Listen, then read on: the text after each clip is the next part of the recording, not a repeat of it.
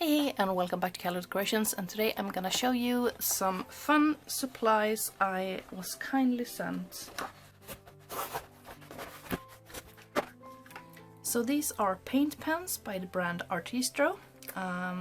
So they're supposed to be working on multiple surfaces, and these are 12 markers. I have previously used Posca markers and some other brands, so I'm really intrigued to see how these hold up in comparison to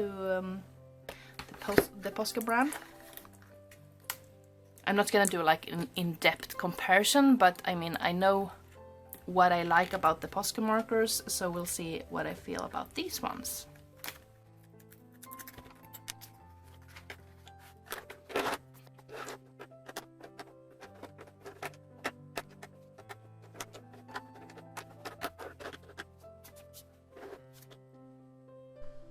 Today I'm going to be decorating these small skulls inspired by Mexican sugar skulls, using the paint marker pens sent to me by Artistro.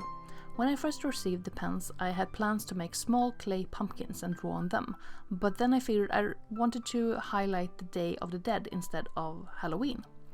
I must preface though that the skulls I'm decorating here are not culturally correct. I've taken some elements from photos I've seen, and some are just doodles and color blobs.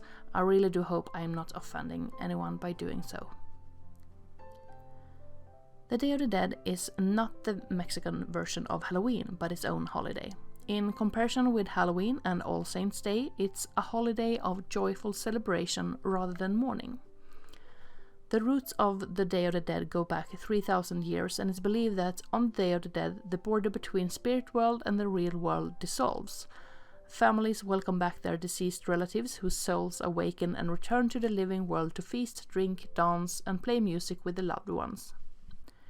In turn, the living family members treat the deceased as honored guests in their celebrations and leave the deceased's favorite foods and other offerings at grave sites or at altars they've built in their homes.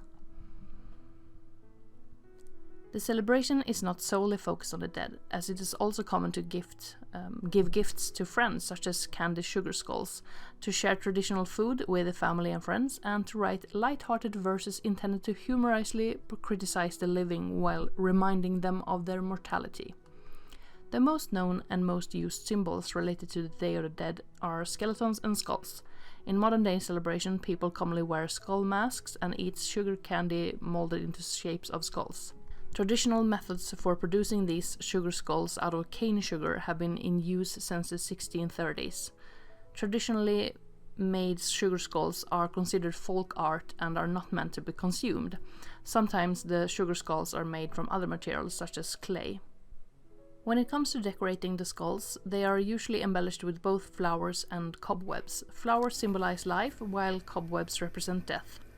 Usually the name of the deceased is written on the sugar skull's forehead. That's also the case when the sugar skulls are given as gifts to living family members and friends. It's a kind act that shows how the person is really meaningful to you. It represents reserving a spot in the underworld when the person passes and crosses to the life after death. When it comes to these paint marker pens, I really like them. They are water-based and non-toxic, and I was sent the ones with extra fine point at 0.7mm size, so they are most suitable for outlines and small details. The colors are really vibrant, and the pens have a steady flow, meaning that the colored sections won't be left streaky. I really like the nibs on these paint pens as well.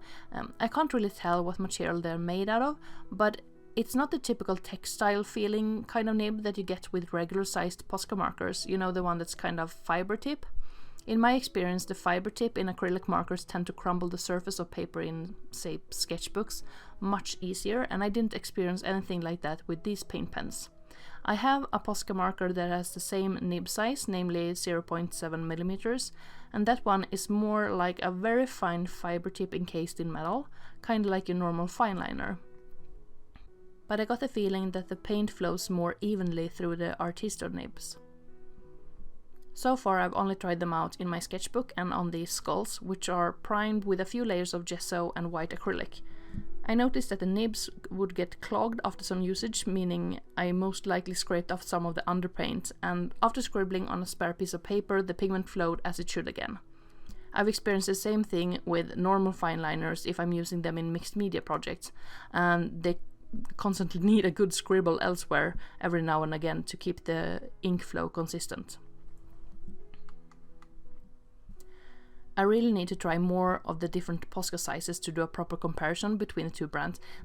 That wasn't really the point of this video, but I always find it interesting to see how different brands producing the similar product hold up in comparison.